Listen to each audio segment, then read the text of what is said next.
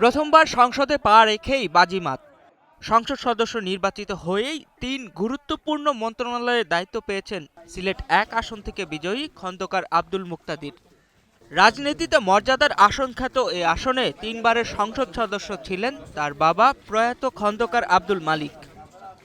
জয়ের পরই মন্ত্রিসভায় জায়গা পাওয়াকে রাজনীতিতে নতুন অধ্যায়ের সূচনা বলে দেখছেন অনেকে।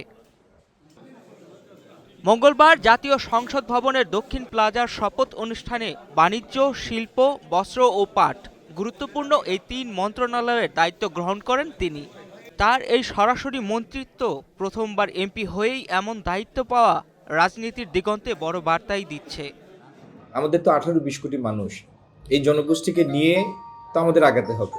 সুতরাং এই চ্যালেঞ্জগুলি আমাদের সামনে আছে, এগুলিকে মোকাবেলা করতে হবে এবং এগুলি সমাধান করেই এই দেশটাকে একটা বাসযোগ্য ফাংশনাল দেশে পরিণত করতে হবে।